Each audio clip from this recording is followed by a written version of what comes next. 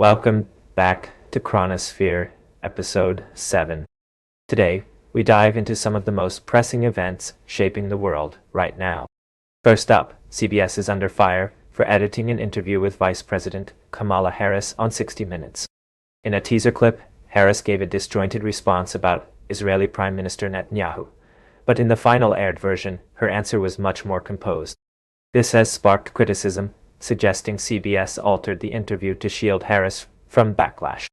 The contrast between the two answers leaves some wondering if media manipulation is being used to shape public perception.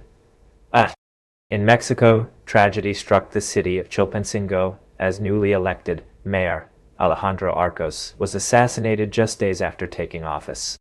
His beheading is a stark reminder of the brutal cartel violence that plagues the region. Cartel wars for drug production and human trafficking have turned Guerrero into one of Mexico's deadliest states, and this assassination highlights the deep-rooted issues exacerbated by the ongoing border crisis. Meanwhile, Vice President Harris made headlines again, naming Iran as the United States' top adversary during the 60 Minutes interview.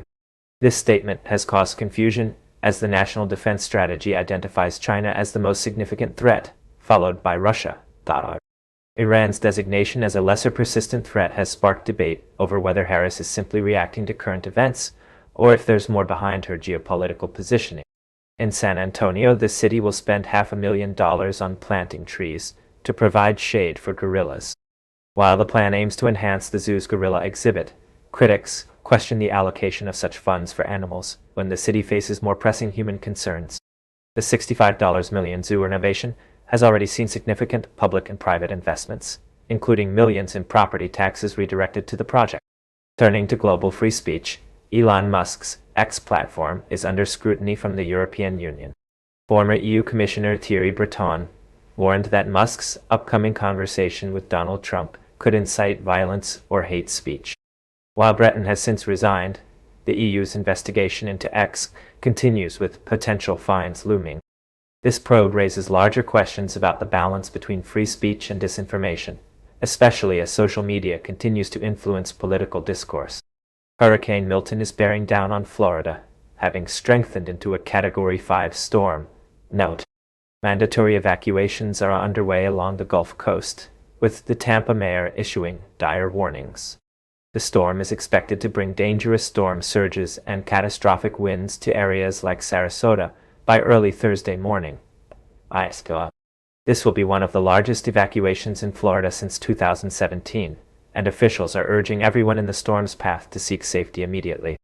In addition to terrestrial storms, the Earth is bracing for a major space weather event. A coronal mass ejection from the Sun is expected to hit Earth on Thursday, triggering a severe geomagnetic storm. While experts don't expect widespread damage, the potential for disruptions to communication networks and the power grid is significant. With solar cycle 25 peaking, these solar events are becoming more frequent, putting added pressure on global infrastructure. In health news, the CDC's advisory committee is expected to vote on updated recommendations for pneumococcal vaccines. The changes could include lowering the recommended age for vaccination and increasing access to both FDA-approved vaccines. These developments highlight the ongoing conversation about healthcare access and the need for personalized care between patients and doctors. The United States foreign policy is under scrutiny as tensions escalate in multiple regions. Journalist Liam Cosgrove has criticized the Biden administration's involvement in wars in Ukraine, Gaza, and the potential conflict between Israel and Iran.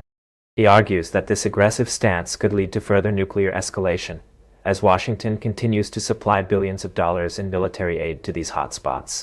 Lastly, in an unexpected turn of events, 6 North Korean officers were reportedly killed in Ukraine by a missile strike.